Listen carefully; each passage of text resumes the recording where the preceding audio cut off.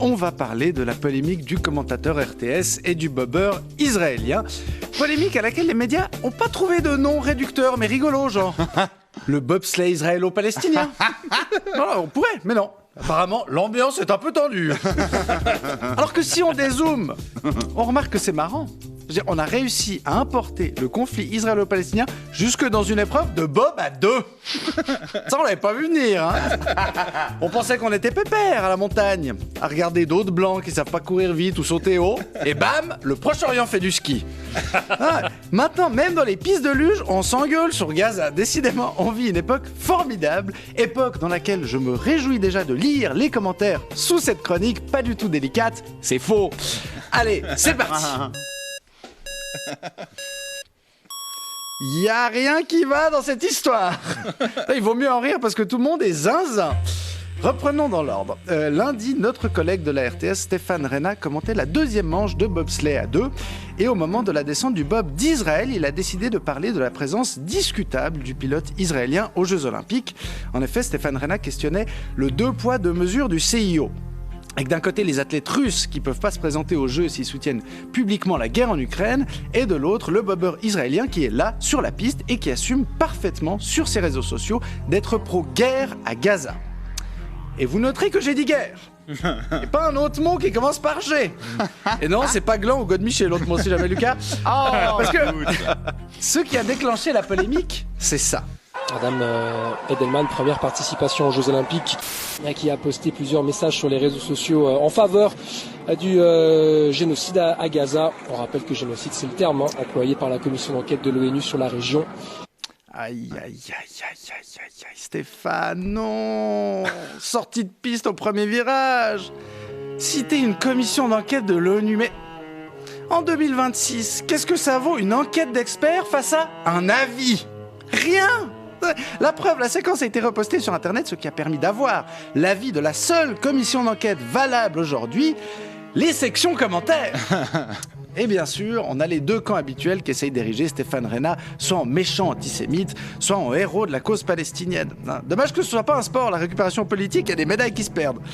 Alors que, c'est ni un méchant ni un héros, Stéphane Rena. Il a rappelé des faits. C'est son travail. Dans journaliste sportif, il y a journaliste. Il y avait quelques indices d'ailleurs que c'était pas son opinion. Je vous ai fait une compile. Je le cite, c'est le terme employé par la commission d'enquête de l'ONU. Le CIO avait indiqué, Edelman qui a notamment dit, car il a enfreint selon l'instance. Là aussi je cite. Non, c'est vraiment de mauvaise foi de dire qu'il donne son avis. Stéphane Rena, il prend tellement de pincettes, il pourrait étendre mon linge. Et à tous ceux qui disent qu'il aurait dû parler juste de sport, je répondrai... C'est du bobsleigh. Allez commenter 2 heures de bobsleigh. Seul.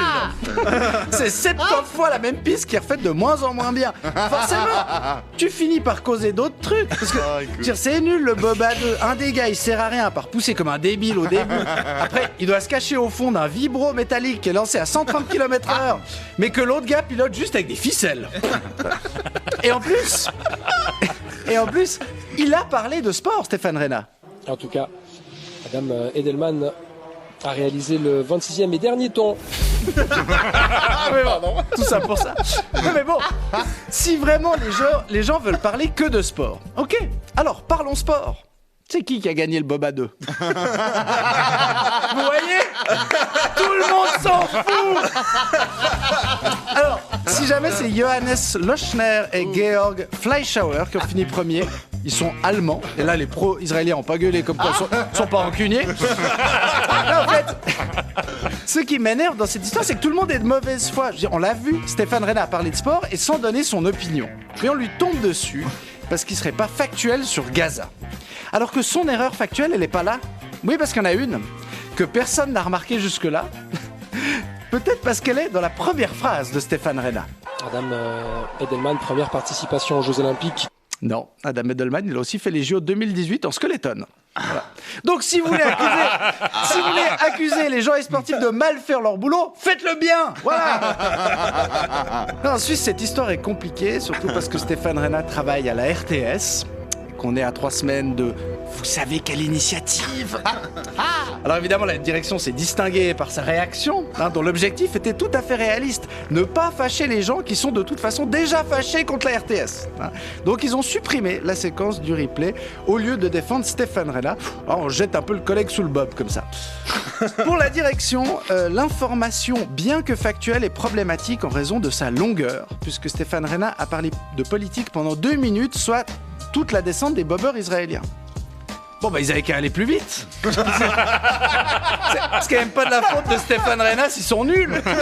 Puis cet argument, c'est quand même la preuve que la direction regarde jamais la RTS. Trouve que c'est trop long, venant d'une chaîne qui diffuse la messe le dimanche. À d'autres. Et hier, l'affaire a pris...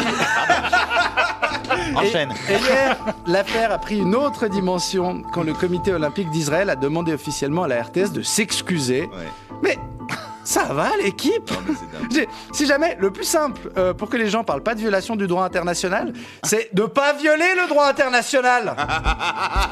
Non, de toute façon, le problème c'est pas la RTS. La preuve, pour les pro-palestiniens, c'est Netanyahou, le rédac-chef du 1930, et pour les pro-israéliens, c'est Hamas TV.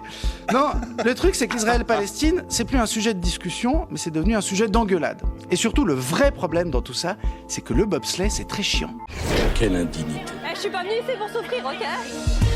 Nous sommes sur le service public. Foutu pour foutu. Ce n'est pas l'idée, voyez-vous, que je me fais du service public. C'est une honte. Benjamin Descoster.